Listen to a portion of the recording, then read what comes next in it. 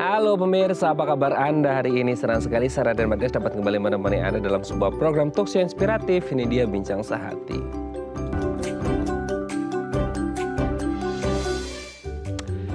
Ya pemirsa, mau ngomongin penyakit yang satu ini, hari ini kita agak gimana gitu ya. Soalnya banyak banget orang berpikir bahwa ketika orang mengalami penyakit ini, itu pasti identiknya dengan sesuatu hal yang agak nggak enak ya disebutnya. Sering ngintipin orang, lebih sering lagi orang sering ngintipin orang mandi gitu ya. Nah inilah yang disebut dengan penyakit bintitan. Tapi bener gak sih gara-gara orang ngintip gitu ya, any kind of ngintip lah ya, ngintip apapun orang jadi bintitan, terus hubungannya apa? Itu kayak jadi kutukan buruk gitu ya. Tapi kalau kita melihatnya secara medis pasti ada alasan tertentu kenapa mata seseorang itu bisa mengalami bintitan. Nah inilah topik yang akan kita bahas hari ini ya. Kita akan membahas seputar mata bintitan. Kalau Anda masih percaya itu karena ngintip, nanti akan dikupas tuntas gitu ya.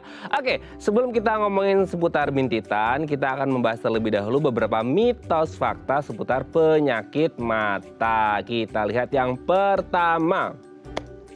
Mata merah itu pasti terjadi karena debu, disebabkan oleh debu gitu ya. Nah kita kan memang kebetulan tinggal di negara tropis gitu ya. Kebetulan juga produksi debunya itu pasti banyak banget gitu ya. Walaupun kita di rumah kayak ditutup pintu, ditutup jendela, nggak ngerti ya kenapa sih debu itu masih bisa masuk ke dalam rumah kita seperti itu ya. Ya karena debu itu adalah partikel yang sangat halus, jadi bisa memasuki rumah kita lewat celah-celah, bahkan yang celah sekecil apapun seperti itu ya. Nah masalahnya adalah ketika banyak sekali debu, apalagi untuk mereka yang kerjanya di outdoor gitu ya, pasti akan terpapar langsung dengan debu-debu yang berterbangan di mana-mana. Apalagi kalau nggak pakai protektor ya, pelindung mata seperti entah kacamata atau yang lainnya seperti itu. Nah, apakah memang ketika mata kemasukan debu pasti akan terjadi mata merah atau iritasi pada mata, atau sebenarnya ada banyak kasus yang bisa menyebabkan hal tersebut tapi bukan karena debu? Nanti akan kita bahas ya. Oke, kita lanjut yang kedua pemirsa ya. Sakit mata menular lewat pandangan. Ini juga nggak ngerti ya, ini mitos atau fakta yang kayaknya udah dari zaman 90-an ya, generasi 90-an ini identik atau kayaknya akrab banget, familiar dengan mitos yang satu ini gitu. Ketika kita kayak ada teman kita sakit mata gitu ya, biasanya pas matanya merah atau belekan gitu ya. Jadi kayak kalau ada teman kita tiba-tiba ngeliat kita langsung nutup mata gitu ya. Kenapa kamu nutup mata gitu? Aku nggak mau ketularan mata kamu gitu kan, mata kamu lagi belekan, mata kamu lagi merah. Tapi sebenarnya kayak emangnya di mata dia ada jaringan wifi ya? Gitu ya, jaringan hotspot yang dia bisa nular tuh, terbang, cut gitu ya. Untung kalau sinyalnya bagus, kalau sinyalnya jelek pasti nggak ketularan gitu ya. Tapi ini tuh sering banget gitu ya. Kenapa akhirnya orang bisa berpikiran bahwa ketika teman kita sakit mata, terus kita lihat-lihatan sama teman kita, terus sakit matanya akan berpindah ke mata kita. Nah nggak ngerti ya, itu kayak pas nggak tahu kebetulan atau sekedar mitos belaka, nanti akan kita bahas ya. Oke, itu lucu banget sih. Kita ke yang ketiga. Katarak terjadi pada usia lanjut. Nah ini lagi dan lagi ya, kalau kita ngomongin masalah mata, salah satu yang sering ya, mungkin Anda lihat ada operasi katarak gitu ya. Nah rata-rata kenapa yang ikut operasi katarak biasanya kayak baksos gitu ya. Itu tuh banyak yang ikutan operasi katarak itu justru yang usianya lanjut. Nah ini jadi pertanyaan ya, apakah ini beneran fakta bahwasanya katarak terjadi pada usia lanjut atau sebenarnya di semua range usia itu bisa mengalami katarak. Tapi kenapa waktu baksos banyaknya lansia? Apakah ada yang muda juga? Nanti akan kita spill ya. Nah apakah memang benar katarak bisa terjadi pada usia muda atau hanya usia tua? Nanti akan kita bahas ya. Oke, kita lanjut yang keempat pemirsa. Rabun jauh bisa diatasi dengan makan banyak wortel. Nah ini kayaknya satu buah atau sayuran kalau kita ngomongin, oke, mata paling dahsyat, paling manjur, paling mujarab kalau ngomongin untuk memproteksi mata atau menjaga kesehatan mata adalah wortel. Sampai mungkin banyak ya, maksudnya film-film kartun, film-film animasi yang mengibaratkan bahwa ketika ada yang makan wortel itu pasti matanya langsung bersinar terang, celing-celing seperti itu. Nah apakah karena wortel yang mengandung vitamin A-nya banyak banget gitu ya untuk menjaga kesehatan mata, atau sebenarnya bukan hanya wortel sih, maksudnya makanan yang lain juga banyak yang justru bisa sama baiknya atau bahkan lebih baik dari wortel. Nanti akan kita bahas ya. Oke, kita lihat yang terakhir pemirsa. Obat tetes mata bisa sembuhkan iritasi mata. Nah ini sering banget ketika lah itu ya, ketika tadi ngomongin yang pertama tuh ya, karena debu dan lain sebagainya. Jadi kayak kita tuh sering banget, apalagi kalau pas musim kemarau ya, ini kebetulan lagi musim hujan ya, jadi debu kayaknya agak berkurang. Tapi kalau pas sudah musim kemarau, musim kering gitu ya, itu kayak produksi debunya itu banyak banget, jadi kita selalu bawa obat tetes mata itu kemana-mana. Nah, apakah ketika mata teriritasi entah karena gini ya, entah karena debu atau karena biasanya itu kan ada yang jatuh gitu ya dari atas ke mata kita, entah itu cicak atau gajah gitu ya. Itu kan mata kita jadi kelilipan gitu ya. Nah, akhirnya mata kita iritasi, dipakai kan itu si obat tetes mata. Nah, apakah ini bisa mengatasi iritasi mata atau tidak? Nanti akan kita bahas ya. Oke, itu tadi beberapa mitos fakta seputar penyakit mata dan kami akan membahasnya sesaat lagi. Tetap bersama kami di Bincang Saat ini.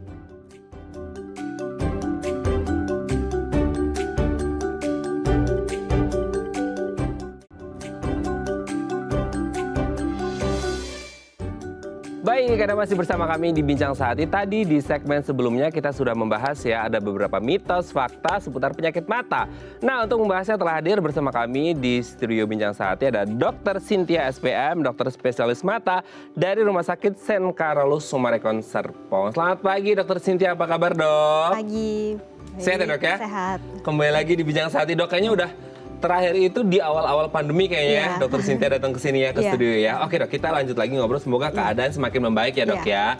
Mata kita juga semakin sehat gitu ya setelah pandemi ini. Oke dok, kita lihat dulu mitos fakta yang pertama itu mata merah itu katanya selalu disebabkan oleh debu. Well, kita tinggal di Indonesia, negara tropis, debu itu ada di mana-mana gitu ya. Bertebaran di mana-mana, berserakan di mana-mana, berterbangan di mana-mana. Sehingga kemungkinan untuk debu itu masuk ke dalam mata kita itu pasti besar banget. Nah, apakah setiap orang yang kemasukan debu gitu ya, bukan kemasukan setan ya dok, kemasukan debu itu matanya selalu mata jadi merah gitu dok?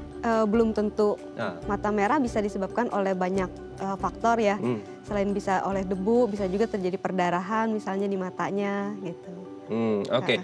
Nah, biasanya faktor lain yang menyebabkan mata jadi merah itu selain debu apa dok? Bukan karena kemasukan krayon warna merah kan? Bukan.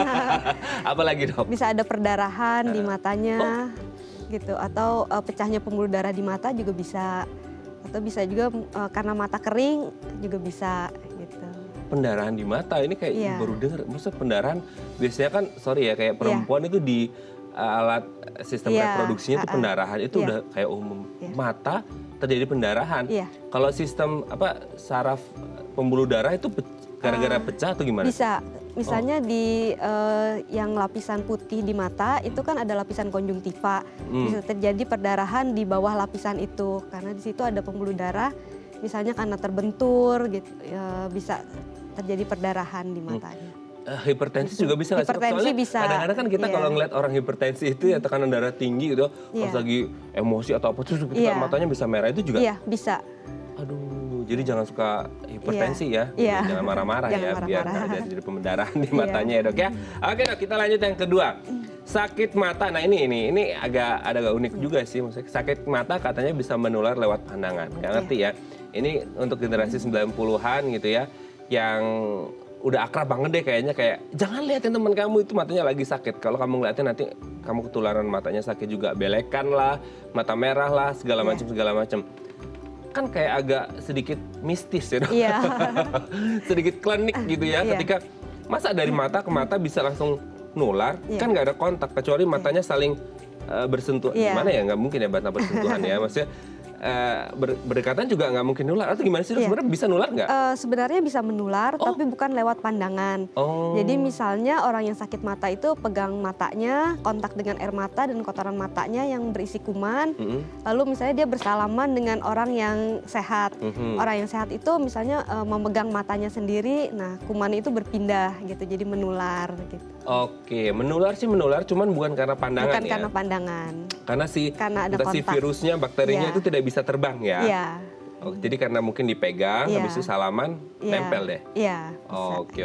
Jadi nggak langsung dari mata ke mata ya? Dari eye contact nggak ada ya? Nggak ada, Oke, ya terjawab ya memberi saya, jadi nggak usah takut. Yang jadi takut adalah kalau si yang sakit mata pegang matanya, nggak sengaja ucuk-ucuk terus salaman sama kita gitu ya, terus kita juga ikut ucuk-ucuk. Tapi kalau kita salaman sama orang sakit mata, yang orang sakit mata habis megang mata terus kita salaman, kita cuci tangan enggak. pegang mata enggak sakit dong? Enggak, iya. Enggak ya, jadi putus rantainya di situ ya. Oke ya, kita lanjut yang ketiga ya dok ya. Katarak katanya terjadi pada usia lanjut. Gini, seringkali ada baksos ya, bakti sosial gitu, operasi katarak kayaknya udah banyak banget di Indonesia gitu ya. Dan sayangnya adalah kebanyakan kayaknya yang kita lihat itu, nggak tahu ya karena iklan di media-media juga kadang-kadang yang disorot tuh yang lansia-lansia gitu dok. Jadi kayaknya akhirnya kita ngerti bahwa katarak itu buat para lansia gitu. Nah apakah memang katarak ini hanya terjadi pada lansia atau sebenarnya bisa menyerang pada usia kapanpun gitu? Bisa terjadi pada usia kapanpun, bahkan bayi baru lahir pun bisa ada kataraknya gitu. Faktornya apa aja? Kalau bayi kan bukannya dia baru banget gitu ya, baru meletek gitu ya, baru brojol, kok udah bisa katarak? Bayi baru lahir biasanya karena ada infeksi ibu saat waktu bayinya itu dalam kandungan gitu. Jadi waktu dalam kandungan ibunya terinfeksi virusnya itu, jadi menyebabkan kelainan dalam pembentukan lensa anaknya. Gitu. Oh, itu dari waktu hamil bisa kelihatan nggak sih kalau si janin ini ada masalah sama mata? Waktu hamil belum bisa dilihat, tapi waktu baru lahir bisa langsung dicek. Gitu. Oh, langsung udah kayak ada putih-putihnya gitu ya? Iya, bisa. Waduh, serem juga ya. Berarti memang penting banget ya untuk ibu hamil tuh menjaga ya, tidak hanya kesehatan si ibunya sendiri, tapi si janinnya juga gitu ya. Oke, kita lanjut yang keempat. Rabun Jawa bisa diatasi dengan makan banyak wortel. Well, bukan rabun Jawa aja kayaknya. Segala macam yang berhubungan sama mata gitu ya, entah kesehatan, entah mengobati, kayaknya wortel itu paling ampuh. Seberapa ampuh sih wortel untuk penyakit mata, terutama untuk rabun jauh? Apakah memang wortel jadi kayak key ya, utamanya gitu untuk mata atau gimana sih? Sebenarnya tidak bisa disembuhkan hanya dengan wortel ya. Faktor rabun jauh itu bisa karena faktor turunan juga atau kebiasaan gaya hidup, misalnya banyak pakai gadget gitu juga bisa. Dan tidak bisa hanya dengan makan wortel jadi hilang. Wortel itu hanya bisa dipakai untuk pengobatan penyakit mata karena kekurangan vitamin A gitu. Tapi dengan mengkonsumsi wortel untuk pemenuhan kebutuhan vitamin A untuk menjaga mata gimana? Ya memang mata itu banyak membutuhkan vitamin A ya untuk menjaga kesehatan di saraf matanya gitu. Jadi memang diperlukan vitamin A tapi juga tidak boleh terlalu banyak gitu. Oh, jangan berlebihan ya. ya. Jangan berlebihan. Oke, tapi tidak hanya dari wortel ya. Maksudnya dari buah, sayur, makanan yang lain juga bisa dapat vitamin A, tidak hanya dari wortel gitu ya dok ya. Oke dok, kita lanjut yang terakhir. Obat tetes mata ini bisa sembuhkan iritasi mata. Nah ini juga salah satu hal yang jadi concernnya banyak orang di negara tropis, terutama Indonesia gitu ya. Apalagi untuk yang kerja di outdoor atau kerjanya dia mobile, maksudnya kadang di dalam, kadang di luar seperti itu. Sehingga mereka sering bawa obat tetes mata just in case mata mereka mengalami iritasi. Nggak tahu ya, gara-gara kena debu, gara-gara dikucek tiba-tiba ada kelilipan dan lain sebagainya gitu ya. Nah, obat tetes mata itu jadi kayak cara paling ampuh untuk mengobati iritasi mata. Apakah any kind of iritasi mata itu bisa diatasi dengan obat tetes mata? Tergantung dari jenis obat tetesnya. Oh, beda-beda ya? Iya, beda-beda gitu. Bedanya di apanya itu? Beda kandungannya. Oh, kandungannya. Iya. Jadi kalau misalnya infeksi, biasanya kita pakai yang ada isinya ada antibiotiknya atau ada anti radangnya. Tapi kalau hanya mata kering, biasanya hanya dipakai yang mengandung pelembab aja gitu. Oh, jadi maksudnya ketika iritasi biasanya yang mengandung apa tuh? Yang paling aman yang hanya mengandung pelembab mata aja. Gitu. Oh, hanya melembabkan aja, nggak perlu pakai yang lain-lain? Antibiotik biasanya belum tentu karena radang ya, jadi sebaiknya jangan dipakai dengan sembarangan juga gitu.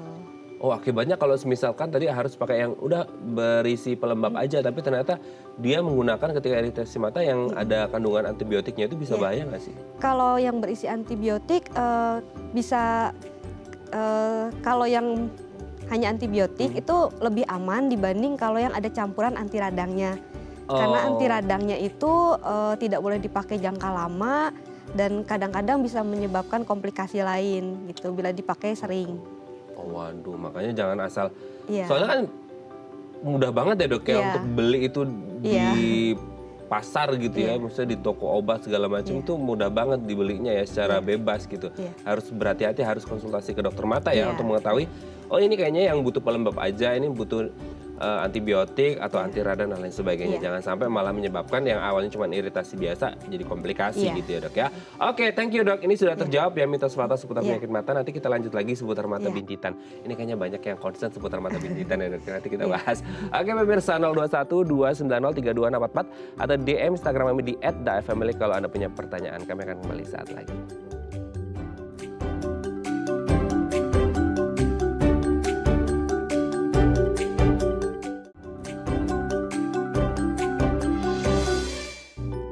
Baik, karena masih bersama kami di Bincang Sehati, kita masih membahas tema kita hari ini seputar mata bintitan. Apa sih yang bisa menyebabkan mata bintitan, gejalanya seperti apa, dan bagaimana cara mengobati mata bintitan. Nah, kalau Anda punya pertanyaan seputar hari ini atau mata Anda lagi bintitan, aduh malu mau tanya ke teman, dikira sini suka ngintipin orang gitu ya. Boleh tanya-tanya di sini, jadi kebuka aibnya gitu ya di 021 290 3244 atau di Instagram kami di @dafamily. Kita masih bersama dengan Dr. Cynthia SPM, dokter spesialis mata dari Rumah Sakit Sen Carolus Summarecon Serpong. Oke, Dr. Cynthia, kita lanjut lagi. Bintitan adalah sebuah penyakit yang banyak orang menutupinya. Tapi nggak bisa ditutupin ya karena di mata gitu ya. Biasanya orang pakai kacamata hitam gitu ya. Alasannya sih karena sinar matahari terlalu terang padahal lagi hujan gitu ya kayak hari ini. Oke, dok, bintitan identik dulu itu kamu suka ngintipin orang ya, kamu suka ngintipin orang mandi ya, kamu bintitan ya, aduh perilakumu sangat tidak baik gitu ya. Itu jadi kayak hukuman sosial banget ya gitu. Tapi ternyata secara medis dilihat bintitan itu seperti apa sih dok? Bintitan itu peradangan pada kelenjar di kelopak mata gitu, atau istilah awamnya biasanya disebut bisul pada mata gitu. Oh, jadi bintitan itu bisul. Iya, gitu. Bisulnya di mata disebut bintitan gitu Iya, ya. gitu. Oh, jadi maksudnya bukan gejala. Kondisinya yang terjadi itu sama antara bintitan dan bisul itu sama. Jadi kayak ada peradangan inflamasi gitu atau gimana sih? Iya. Peradangan, tapi kalau di mata itu terjadinya di kelenjar di kelopak mata gitu. Oh, di kelopak mata. Tapi sebelum itu, di mata itu anatominya sendiri seperti apa sih? Dan si bisulnya ini, si bintitan ini terjadinya di lapisan yang mana atau di struktur anatomi yang mana, dok? Jadi di luar itu kan ada bulu mata, dia nyambung ke kelopak mata. Nah, di kelopak mata itu kita ada dua kelenjar. Bintitan itu ada yang letaknya di luar dengan ada yang letaknya di dalam. Kalau yang letaknya di luar itu terjadinya pada kelenjar yang memang letaknya di bagian depan kelopak mata atau istilah medisnya kelenjar Sayce dan Moll. Tapi kalau yang letaknya di dalam terjadinya di kelenjar mata yang letaknya memang di dalam atau istilahnya kelenjar Meibom. Gitu. Nah, apa yang bisa menyebabkan si bintitan ini terjadinya di luar atau di dalam atau suka-suka dia gitu atau gimana dok? Kalau di luar lebih sering karena infeksi bakteri. Jadi misalnya tangan kotor, pegang-pegang mata, atau bisa juga dari kosmetik, misalnya eyeliner atau maskara yang dibersihkan tidak benar, atau misalnya dari orang yang memang sakit bintitan, terus dia pakai maskara, kita pinjem alat kosmetiknya, menular modal, gitu. Ketularan lagi. Ya, itu biasanya lebih sering karena infeksi. Tapi kalau yang letaknya di bagian dalam, itu biasanya lebih sering karena dia cairan yang keluar dari kelenjar itu mengental. Penyebabnya bisa misalnya, salah satunya bisa karena infeksi bakteri juga, atau bisa juga karena misalnya banyak makan gorengan, jadi dia banyak kelebihan minyak, jadi cairan itu mengental. Atau bisa juga karena stres atau hormon juga bisa gitu. Banyak banget ya penyebabnya ya, makan gorengan juga bisa? Bisa. Aku suka banget dok makan gorengan, gimana ya? Semoga nggak bintitan ya. Gitu ya. Tapi bener ya, maksudnya dari pola makan, gaya hidup juga bisa berpengaruh ya? Bisa, iya. Bahkan untuk bintitan aja, sekadar makan gorengan, stres pun bisa. Iya, sesuatu yang berminyak itu juga bisa. Gini dok, mungkin gini, sekarang kan sudah orang mulai WFO ya, work from office lagi, dan pasti deadline-nya itu akan lebih banyak lagi. WFH juga banyak sih sebenarnya gitu ya. Nah pasti juga banyak orang yang stres. Hubungannya stres dengan bintitan gimana ya, kayak aduh aku stres nih, aduh besok bisul nih gitu di mata bintitan. Nggak juga sih gitu. Nggak juga sih. Iya nggak juga dok. Stres itu biasanya dia memicu beberapa hormon. Nah efek hormonnya ini salah satunya bisa menyebabkan pengentalan dari cairan yang keluar dari kelenjar. Jadi karena cairan itu kental, jadi dia pengeluaran itu tidak lancar. Nah karena tidak lancar, jadi mengalami iritasi atau peradangan di dalam kelenjarnya itu, gitu. Oke. Tapi maksudnya apakah semua orang yang makan gorengan, semua orang yang stres, dan semua orang yang memiliki faktor risiko yang tadi dokter Sinta sebutkan, pasti akan mengalami bintitan? Belum atau tentu. Kayak, belum tentu, tapi karena mungkin dipicu dengan hal-hal yang lain, sehingga akhirnya muncullah itu bintitan. Iya, belum tentu semua orang, tergantung dari kadarnya juga. Jadi kalau kadar stresnya terlalu tinggi mungkin bisa, tapi kalau kadar stresnya hanya ringan gitu biasanya enggak. Gitu. Enggak ya, oke. Nah, yang menarik juga kadang-kadang untuk si tukang pinjam alat kosmetik nih ya, atau siapapun deh gitu, atau orang yang salaman sama orang yang habis yang kena bintitan, sama halnya kayak tadi ya yang menular tadi ya di mitos fakta. Itu ketika kayak katakanlah minjem pakai maskara nih tadi dokter sebutkan, dipakai nempel tuh gitu ya. Itu berapa, dan ternyata di situ ada si disebutnya virus ya atau bakteri ya. Nah bakteri itu nempel di situ. Tapi bakterinya bisa hidup ya di. Bisa. Oh gitu. Bisa hidup terus oke lah katakanlah nempel di matanya si B yang suka minjem ini gitu ya. Nah berapa lama nempelnya si bakteri ini sehingga akhirnya mulai muncul itu bintitannya di mata si B? Bisa dalam 1-3 hari. Oke. Itu tergantung juga nggak dengan sedikit banyaknya bakteri yang nempel di situ? Iya, tergantung dari virulensinya juga, apakah bakterinya kuat atau tidak terlalu kuat, atau jumlahnya juga semakin banyak bakterinya akan lebih cepat timbul gejalanya. Oke. Itu tuh bakteri bisa bertahan di kuasnya itu bisa berapa lama sih? Dalam 24 jam harusnya kalau misalnya setelah dipakai dicuci gitu atau di suhu ruangan harusnya dia tidak terlalu virulen lagi ya. Gitu. Oke. Tapi kalau misal baru dipakai terus disemprotin, kan sekarang semua orang pasti bawa hand sanitizer tuh kemana-mana, itu aman nggak sih dok? Itu aman. Oh aman, disemprot dulu ya? Oke. Tapi kalau disemprot jangan kebanyakan nanti basah ya, jadi nggak bisa dipakainya ya. Tapi amannya itu kayak 24 jam di seluruh ruang udah aman ya dia sebenarnya. Oke. Nah, sekarang kita ngomongin gejalanya. Kan 1 dalam 2 hari masa inkubasinya ya, dia sehingga muncul tuh si bintitannya mulai muncul. Dan pasti kan bintitan nggak langsung segede alaihim gitu ya. Pasti ada prosesnya dari kecil ke gede kan bintitan seperti itu. Nah, gejala di awal itu apa sih yang dirasakan? Apakah gatel-gatel? Atau mungkin ada nggak enak di mata, atau mungkin matanya merah, atau gimana dok? Biasanya pada gejala awal yang paling sering itu matanya terasa mengganjal, atau kalau berkedip sakit. Oh, gitu. Berkedip sakit ya? Iya, biasanya belum muncul benjolannya, jadi hanya kalau kedip kok rasanya nggak enak, ada yang mengganjal atau agak sakit sedikit gitu. Nah lama-kelamaan mulai timbul benjolannya, nanti timbul matanya kelihatan agak bengkak, terus agak merah, terus biasanya lebih nyeri juga gitu. Oke. Nah itu kan pasti berproses ya, tapi dia awalnya yang kita pertanyakan itu, alhamdulillah sampai detik ini kan aku nggak pernah bintitan ya dok ya, karena aku nggak pernah ngintip orang, nggak ada hubungannya ya. Maksudnya di mata itu dia ada kayak apa sih? Kan kalau ngomongin kayak bisul dia kayak ada matanya gitu ya dok ya. Ada matanya atau dia kayak apa sih bengkak gitu sih? Waktu awal itu biasanya hanya bengkak aja, nanti lama-kelamaan baru timbul kayak matanya itu gitu. Oke. Berapa lama kira-kira dari bengkak sehingga timbul mata? Tapi maksudnya apakah semua juga akan timbul mata atau ada bengkak aja? Enggak gitu? sih, kadang-kadang hanya bengkak terus nanti bintitan itu kadang-kadang bisa sembuh sendiri juga gitu. Jadi kadang-kadang belum muncul matanya itu dia sudah mulai kempes gitu juga bisa gitu. Kenapa akhirnya dia bisa kempes sendiri ya? Karena beda ya. Maksudnya kenapa ada yang timbul mata, tidak ada yang tidak timbul mata? Iya, tergantung dari virulensi bakterinya. Jadi kalau bakterinya dia tidak terlalu kuat, mata itu kan punya pertahanan tubuh juga. Jadi dia akan mengeluarkan sel-sel anti radang. Jadi dia akan membunuh sendiri kumannya gitu.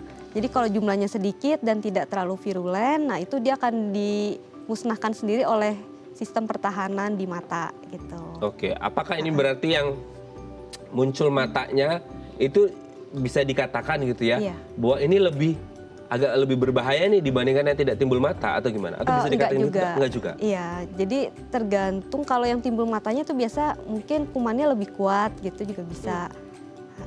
Oke, tapi yang ditimbul mata itu kadang-kala ya, ini kan sama kayak kalau kita ngomongin jerawat ya, jadi kayak timbul mata gitu, tunggu sampai mateng, pecahin, karena kayaknya enak gitu. Tapi kan bisul yang di mata disebut bintitan ini, di dalamnya itu apa dok? Kalau dipecahin gimana itu?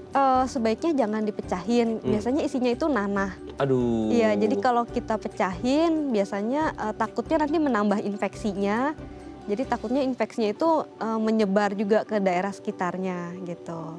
Oh, berarti kalau semisal sengaja nggak sengaja ya, maksudnya kayak dia lagi bobo gitu ya, bobo ngusul-ngusul bantal, terus pecah gitu ya. Itu melebar kemana-mana itu bisa timbul bintitan lagi atau enggak? Bisa. Gitu. Oh gitu. Iya, bisa menyebar ke jaringan di sekitarnya. Oh, jadi bisa saja orang ini mengalami satu bintitan di satu titik mata, terus nggak sengaja, entah sengaja atau nggak sengaja kepencet, dia bisa timbul lagi bintitan di satu titik, beberapa titik di dekatnya? Iya, bisa gitu. Oh, oke dok ya. Nanti kalau gitu kita lanjut lagi ya dok ya. Ngobrolin seputar bintitan ini. Oke pemirsa, kalau Anda punya pertanyaan seputar mata bintitan boleh ya di 021 290 3244 atau DM Instagram kami di @daifamily. Kami akan kembali saat lagi.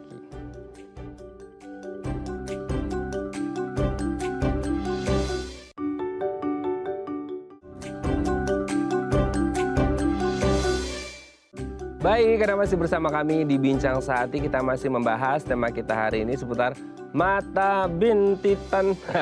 Ya, kalau Anda punya pertanyaan boleh ya di 021 290 3244 atau DM Instagram kami di @daifamily. Kita masih bersama dengan Dr. Cynthia SPM, dokter spesialis mata dari Rumah Sakit Sen Carolus Marekon Serpong. Dok, sebelum kita lanjut, ini ternyata ada penelpon, kita sapa terlebih dahulu ya. Halo, selamat pagi, dengan siapa di mana? Selamat pagi. Iya, pagi dok ya. Iya, pagi. Pagi dengan Ibu siapa di mana, Bu? Saya Sriwati, Ibu Sriwati.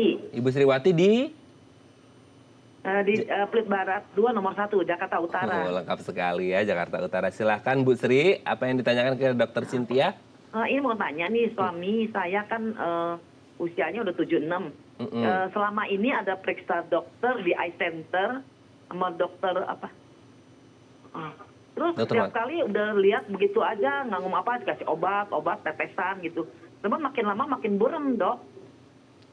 Oh, maksudnya kondisi sebelumnya gimana Bu Sri untuk suaminya? Ada diabetes, iya ada diabetes.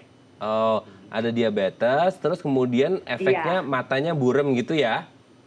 Iya, buram terus sering ke dokter yang di eye center. Selama ini berturut-turut sih berobat, kasih obat vitamin mata terus tetesan, cuman nggak ini ya, tetap aja makin lama makin buram gitu ya. Oh, dari kapan kira-kira Bu itu mulai ada gejala atau keluhan matanya mulai buram gitu? Oh, keluhannya sih udah lama ya, udah cukup lama, keluhan buramnya udah lama.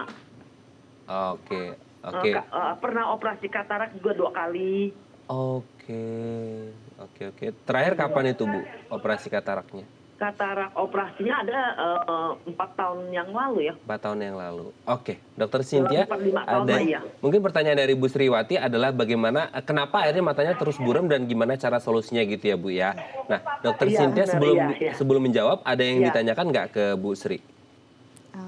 Gimana dok? Sorry. Apakah gulanya terkontrol Bu selama ini? Oh, kontrol. Kontrol ya. Ya, obatnya diminum setiap hari ya Bu ya? Iya, obat diabetes sih diminum teratur. Iya. Nggak terlalu tinggi sih, pas 120, 130 gitu. Oh iya. Oke, sudah jelas dok? Iya. Oke, terima kasih Bu Sri, kita akan coba jawab ya, silakan dok. Iya. Jadi biasanya kalau karena diabetes itu terjadi kalau gulanya tidak terkontrol, itu biasanya sudah mulai timbul komplikasi di retina atau saraf matanya. Nah itu yang menyebabkan biasanya penglihatannya buram gitu. Biasanya memang agak sulit sih kalau sudah mengenai retina gitu. Mungkin karena kelainan di retinanya itu. Gitu. Oke, tapi gini dok, kadangkala juga saya sering ini sih, orang diabetes itu pasti ya gula ya pasti itu ada ngefek ke mata. Apakah semua yang diabetes itu pasti akan ngefek ke mata sih, Dok? Belum tentu. Jadi kalau misalnya diabetes itu terkontrol, kadar gulanya selalu baik, itu biasanya komplikasi ke matanya itu akan jarang gitu. Dan biasanya timbulnya lama gitu. Tapi apakah gini, ada, kita nggak ngomongin jaminan ya kalau kesehatannya, tapi maksudnya ada kemungkinan nggak sih ketika gulanya terkontrol dengan baik, kesehatan matanya bisa termaintain juga dengan baik? Iya, bisa. Oke. Gitu. Nah ini kalau kasusnya Bu Sri tadi kan sebenarnya kontrol gulanya juga bagus tuh ya.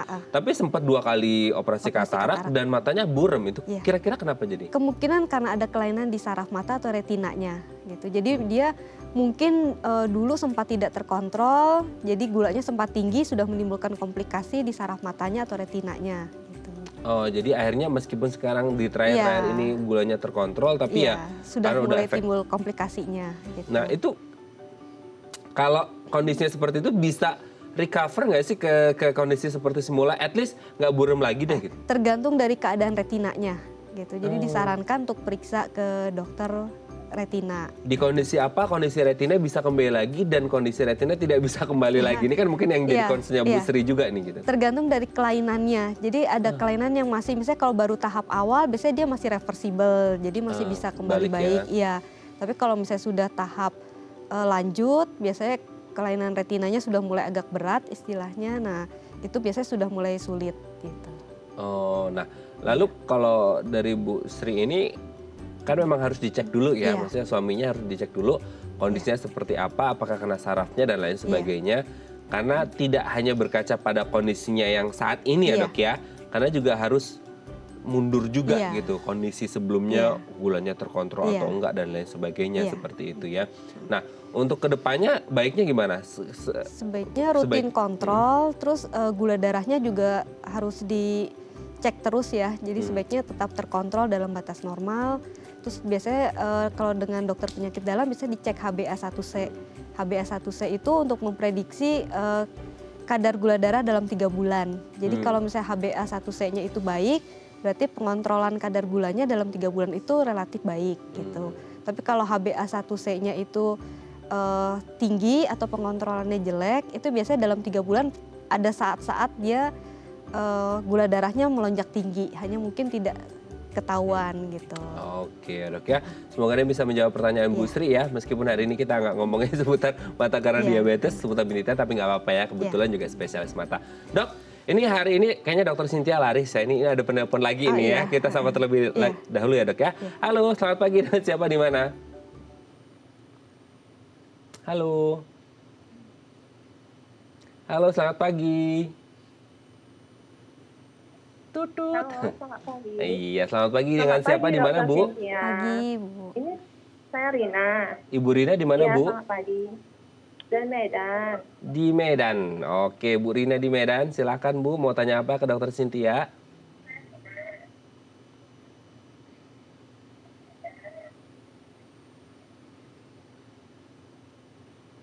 Halo, Bu Rina. Mungkin televisinya mungkin volumenya dikecilin dulu, jadi nggak feedback, Bu. Jadi ada delay nih.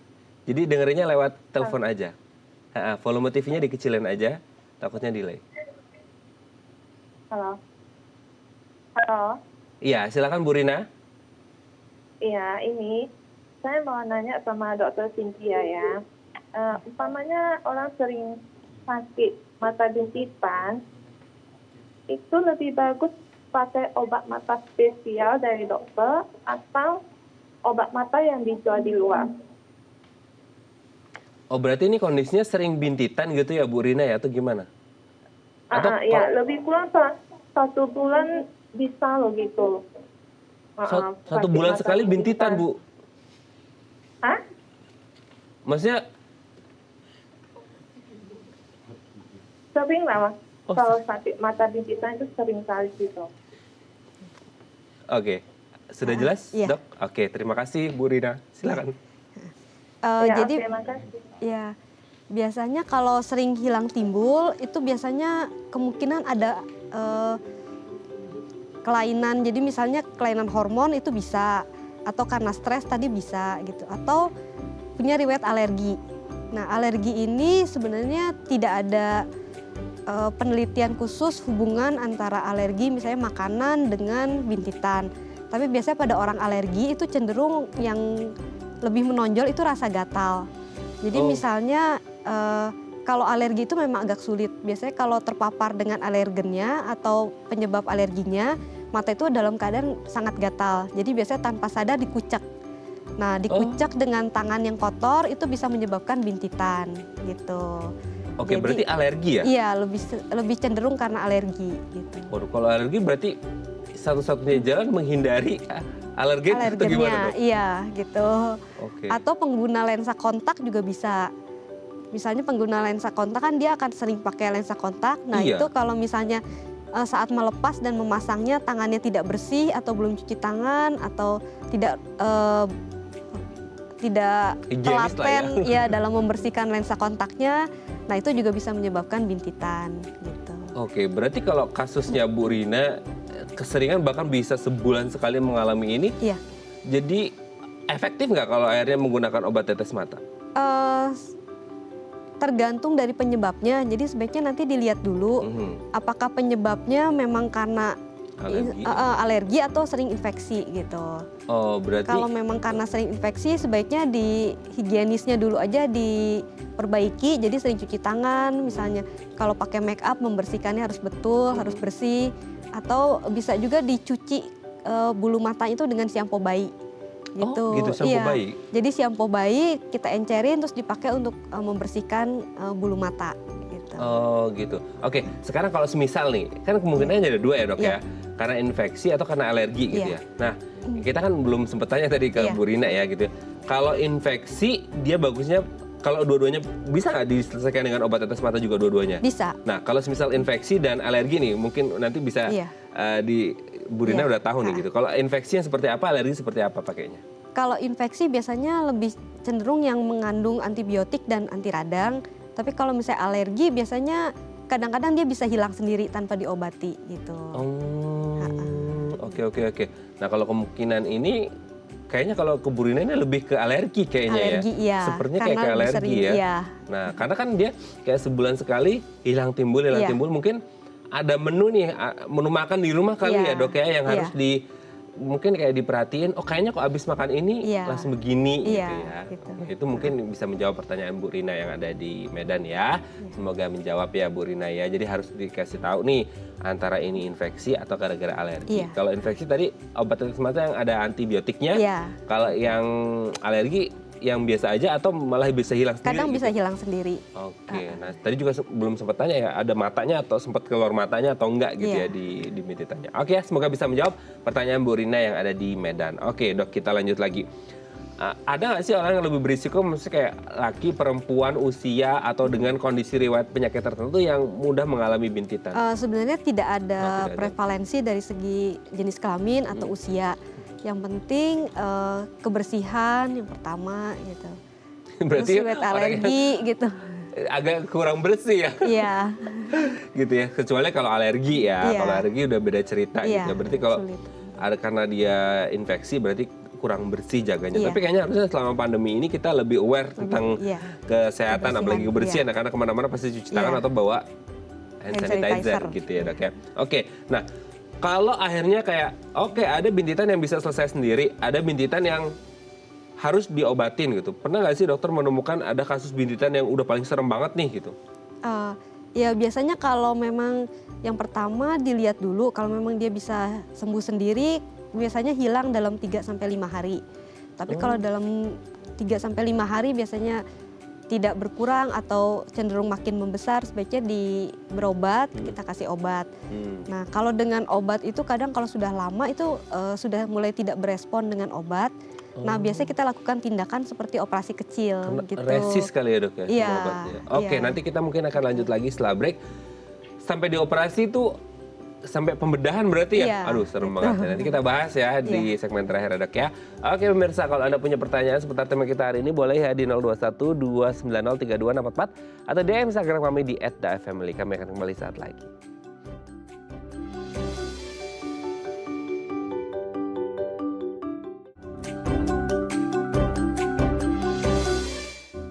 Baik, Anda masih bersama kami di Bincang Sehati. Kita masih membahas tema kita hari ini seputar mata bintitan. Kita masih bersama dengan Dr. Cynthia SPM, dokter spesialis mata dari Rumah Sakit St. Carolus Summarecon Serpong. Oke dok, ini kita lanjut lagi. Kalau diobatin itu biasanya ya, kalau obat tetes mata, oke tadi udah sempat kita bahas. Tapi kayak perlu dikasih ointment, salep gitu nggak sih? Iya, biasanya lebih efektif dengan salep kalau tetes. Tapi misalnya kalau salep itu untuk kasus-kasus yang bahasanya mild ke sedang, moderate. Kalau yang moderate ke berat kan kayaknya udah sampai severe gitu. Masih nendang nggak sih itu pakai salep atau perlu tindakan yang lain? Kadang-kadang masih bisa. Oh gitu, oke. Nah kalau udah yang kayak paling berat banget gitu ya, ada nggak sih tindakan sampai pembedahan, operasi gitu? Iya, biasanya kalau memang sudah tidak berespon dengan obat atau makin membesar, itu biasanya kita lakukan pembedahan. Oke, tidak merespons obat itu maksudnya dari awal udah nggak kelihatan atau kayak udah dikasih obat agak nurun sih tapi nurunnya masih lama banget dan ya udah tindakan operasi deh gitu. Iya, seperti itu. Jadi misalnya dengan obat dia tidak ada perbaikan atau malah makin membesar, itu biasanya kita lakukan pembedahan. Gitu. Pembedahan itu kan isinya nanah ya dok? Iya. Ya kan? Betul kan ya? Tadi kan isinya katanya nanah. Itu dibedah terus nanahnya dikeluarin atau gimana prosedurnya? Iya, jadi kita kayak sayat sedikit di atas bintitannya, terus kita kerok bagian nanah di dalamnya gitu. Oke. Itu proses recovery setelah tindakan bisa berapa lama? Biasanya sekitar 3-5 hari. 3-5 hari ya. Nah, orang berarti kalau kasusnya dia sampai dibedah gitu, bisa kemungkinan lagi nggak sih? Maksudnya ke depannya rekuren lagi tuh, muncul lagi tuh si... Tetap masih bisa ada kemungkinan untuk timbul lagi. Tergantung dari higienisnya atau ada alergi atau enggaknya gitu. Jadi tetap harus dijaga penyebabnya. Tapi bisa juga kayak ada faktor keturunan juga nggak sih? Kenapa akhirnya orang bisa bapaknya suka bintitan, anaknya juga gitu? Kalau untuk keturunan bintitan itu tidak ada, tapi kalau untuk keturunan alergi itu mungkin saja. Gitu. Oh, bukan bintitannya tapi alerginya yang jadi faktor risiko kenapa orang mengalami bintitan gitu ya? Oke. Nah, ketika kita ngomongin bintitan itu sebenarnya bisa dicegah nggak sih? Kalaupun alergi oke lah kita bisa menghindari makan atau minum atau hal-hal yang bisa menyebabkan alergi. Oke, itu udah special case ya. Tapi sekarang kita akan ngomongin beberapa tips yang mungkin bisa kita lakukan untuk menghindari terjadinya bintitan gitu ya dok ya. Yang pertama adalah menggosok mata. Menggosok mata itu bukan sekadar gosok mata aja ya, maksudnya kayak gosok mata tapi ada bakteri di situ, gitu nggak sih? Iya, jadi tangan kita kan belum tentu bersih ya. Jadi kalau kita menggosok mata itu bakteri akan berpindah dari tangan ke mata gitu. Tapi kemungkinan nggak gini dok, ada bakteri nih di tangan waktu kita ngucek-ngucek mata gitu, gosok-gosok mata. Tapi bakteri itu ada pada satu orang tertentu, bakteri itu bisa menyebabkan bintitan, tapi di satu orang tertentu tidak bisa menyebabkan bintitan. Bisa aja, jadi tergantung daya tahan tubuh dari orang itu juga. Karena mata itu kan sebenarnya ada refleks pertahanan tubuhnya juga. Jadi begitu ada bakteri dia akan langsung mengeluarkan cairan dari kelenjarnya itu untuk membunuh kumannya dulu. Gitu. Jadi kalau jumlah kumannya sedikit atau tidak terlalu kuat itu akan otomatis teratasi dengan refleks pertahanan tubuh. Gitu. Oke. Nah untuk pengguna tadi udah sempat disinggung juga nih sama Dokter Cynthia. Kan sekarang banyak juga yang pakai kontak lens ya, lensa kontak itu. Kayaknya untuk orang yang nggak pakai itu kayak aduh serem banget ya gitu ya. Untuk yang pakai ada nggak mungkin hal-hal yang disampaikan? Karena biasanya banyak yang cewek-cewek pasti yang pakai rata-rata gitu. Itu ada nggak hal yang bisa dilakukan untuk mencegah terjadinya bintitan pada orang yang pakai kontak lens? Kebersihannya yang pertama harus terjaga kalau untuk kontak lens. Jadi sebelum memasang dan melepas kontak lens sebaiknya cuci tangan dulu. Terus kontak lens sebaiknya sehari sekali sih kalau bisa rutin dibersihkan dengan cairan pembersih kontak lens. Oh, ada nggak maksudnya kayak umurnya kontak lens berapa lama bisa overuse akhirnya digunakan dan bisa menyebabkan bintitan? Bisa. Jadi kontak lens itu memang ada beberapa jenis, ada yang harian, ada yang mingguan, ada juga yang bulanan. Gitu. Kalau yang orang yang suka paket hemat seminggu tapi dipakainya sebulan itu bisa menyebabkan bintitan ya? Iya, karena dia sudah mulai tidak bersih lagi gitu ya. Jadi sebaiknya tetap rutin dibersihkan. Terus kalau misalnya harusnya dia untuk mingguan tapi dipakai bulanan, harusnya dalam seminggu itu dia kualitasnya sudah mulai tidak baik gitu. Oh, pasti akan mengalami penurunan Iya, gitu ya dok ya. gitu. Oke, nah itu dari kontak lens. Kalau kosmetik kan mungkin kayak bedak-bedakan, Iya, maskara, maskara. eyeliner dan Iya. sebagainya, yang pokoknya yang ada di sekitar mata lah gitu. Itu kalau misal ada yang masuk ke mata terjadi iritasi, bisa nyebabin bintitan juga nggak sih? Iya bisa. Oh, dari iritasi Dari pun bisa? iritasi bisa iya. Jadi Berarti- sebaiknya rutin membersihkan alat-alat make up gitu atau jangan pinjam-pinjam dengan teman gitu. Berarti iritasinya itu yang bisa menyebabkan bintitan itu bukan karena kayak partikel-partikel bedaknya, tapi mungkin di partikel bedaknya itu nempel bakteri-bakterinya iya, gitu ya? Iya gitu.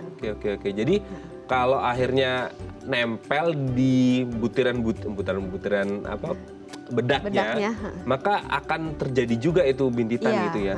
partikel bedaknya sendiri pun bisa dia menyumbat si saluran pengeluaran dari kelenjarnya itu. Oh, gitu. Iya gitu. Jadi sebaiknya dibersihkan setelah selesai memakai make up. Nah itu dia pemirsa ya. Jadi kalau pakai make up, entah itu kontak lens dan lain sebagainya, pokoknya yang berurusan dengan sekitar mata harus dibersihkan setiap hari ya kalau Iya. bisa ya. Jadi usahakan tetap steril dan higienis gitu ya dok ya. Oke, terima kasih Dokter Cynthia sudah berbagi bersama kami pagi hari ini. Ini topik yang menarik sehingga Anda terpatahkan juga mitos bahwa bintitan gara-gara sering ngintip ya dok ya. Oke dok, terima kasih ya dok ya. Semoga sehat terus, mata kita sehat terus. Salam untuk keluarga di rumah dan teman-teman di Rumah Sakit St. Carolus Sumarkon Serpong ya dok ya. Selamat pagi dok. Oke pemirsa, itu tadi perbincangan kita dengan Dokter Cynthia. Semoga bermanfaat ya. Saya Raden Matias pamit, sampai jumpa dan selamat kembali beraktivitas di hari Selasa yang indah ini. Sampai jumpa.